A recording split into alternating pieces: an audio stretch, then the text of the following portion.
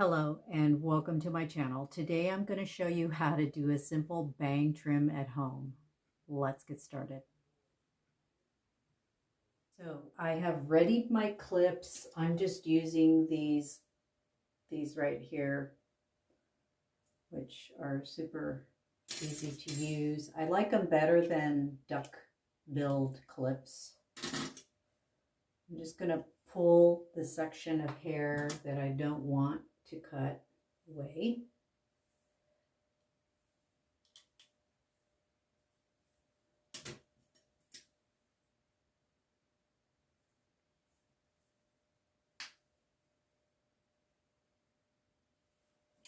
So how do you determine where to put your bangs? So if you're one of my sisters out there who are just creating bangs for the first time, you need to know, like, how far back do I go? How wide do I go? All of that. So let's cover that now. Before we get started, I do want to mention that I'm not a professional hairdresser, and so take this all with a grain of salt. This is just me at home cutting my hair. But this is what I've learned is you go a half an inch to an inch back from your hairline. So that's what you want to do. And if you don't feel safe just winging it, just kind of, you can actually take a ruler or something and come in here and go a half inch to an inch. Now I would start with the half inch first. Go half inch back first and see if that's enough bang for you. And that is determined by how thick your actual hair shaft is. So if you have super ultra fine thin hair like me, I'll come in close enough, see that hair right there? So fine that hair is. So if you don't have a lot of hair, you may want more bang. You want it to be a little more dense, then I would go back a little further. But always start with the smaller distance back first, and because you can always add to it. If you go with the 1 inch distance right off the bat, you're going to have a very full bang and you won't be able to go back on that. But if you start with the shorter distance first, then you can gradually go back till you find the area that will give you the density of bang that you're looking for. One note though, a word of warning, you don't want to go back too far. If you go back too far, you're going to cut too deeply into this line here and it's not going to look right. So start at your hairline, find your hairline and take a ruler and go back, and just know that that's where you're going to start. So that is where this hair is pulled back and this hair comes forward. So that's the first step, is you're going to measure that distance and then you're going to pull this hair forward. Next thing that you're going to do is go for how wide you want the bang. Now, if you picture a triangle right here, that's how you want to do your bang. You don't want to pull this hair forward. You want to go in a triangle. So essentially, I'm going to pull this together so you see. See, essentially, I'm not pulling in here. See, notice all of this is pulled back and all of this is pulled back. So for demonstration purposes, for my thin fine hair, I'm doing about 2.5 inches wide. That's it. Half an inch back, 2 inches wide. That's all the hair that I'm using because that's all the bang that I prefer. But if you want a more fuller bang, of course, as I mentioned earlier, you can go back just a little bit, but don't go too far. Now you may notice, and I'm going to do this for demonstration purposes as well, my hairline is receding right here. So I've had to pull a little bit more from back here to fill that in. So if your hairline is receding, You may have to take a little bit more, but you should not go all the way down here. Just make it a V right there. Have a sharp pair of scissors. I am using the Cricut logos from Sally Beauty Supply. For this demonstration, I am not going to be cutting my bangs straight across. I am cutting them in a half moon shape.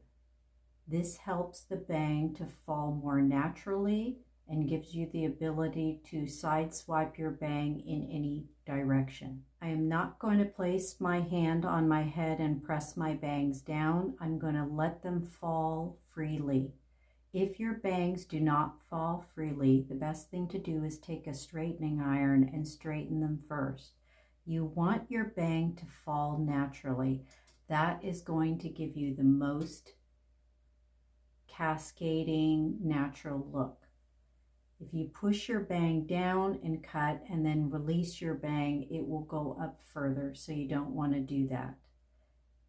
As another tip that I can give you is to cut your bangs dry. That way you know exactly how much you're taking off and you won't have any shrinkage. If, however, you have thick, dense hair, you may want to do this in parts and pull some of the hair forward, clip some back, and then add a little bit more as needed.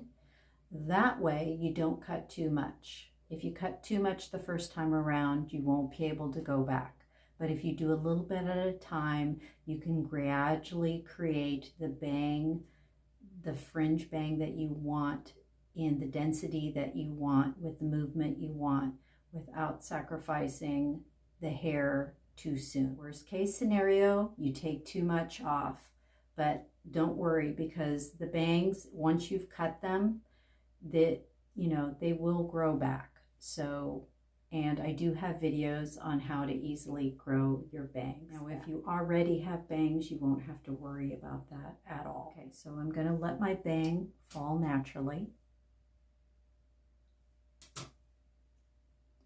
And you can also cut this in a triangle shape too, but I'm going to cut it up here.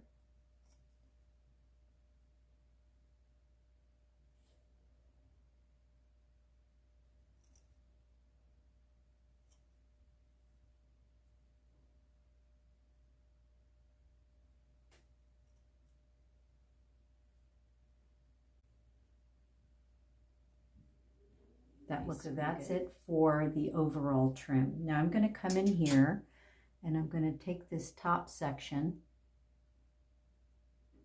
right here. So this is just the back top section of the bang.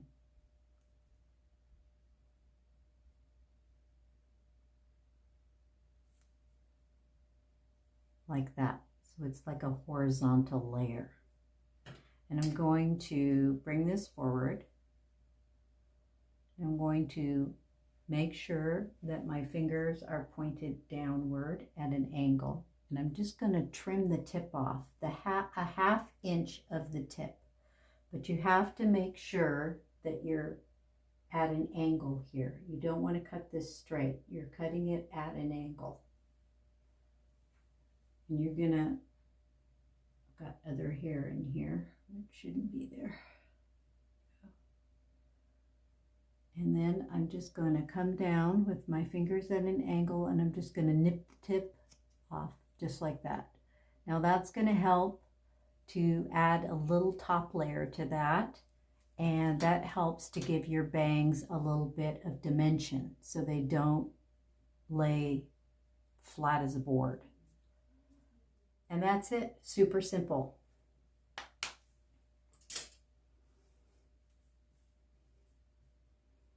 Now, if at some point you don't like what you did and you want to go in and you want to take a little bit more, you can definitely do that.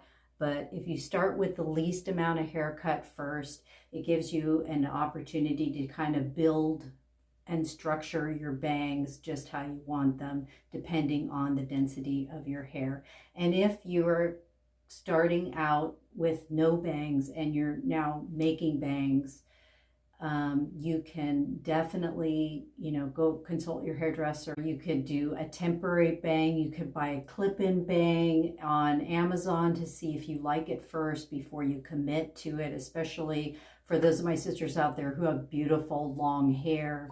It is a commitment. Once you cut it, you can't get it back if you don't like it. So it may be a long grow out time depending on how long your hair is. So you can go on Amazon, get some clip-on bangs, try them out first. They will give you a rough idea of what bangs will look like. It won't look exactly like your hair would look, and it won't fall exactly like your hair will look, but it will give you some idea. So I hope those tips help you. Thank you so much for watching as always. Click subscribe if you'd like to see more of my videos. Click like if you like this content, because that really helps me above the subscribership. So if you're not one of those people who like to really subscribe to channels, I totally get you. Just go ahead and click like if you like the content. Of course, if you didn't, then you don't have to, but it does help my channel. It gets me seen more, and the algorithm picks it up and says, oh, people like that. Maybe we'll show that more to more people. So thanks again, and we'll catch you next time. Bye.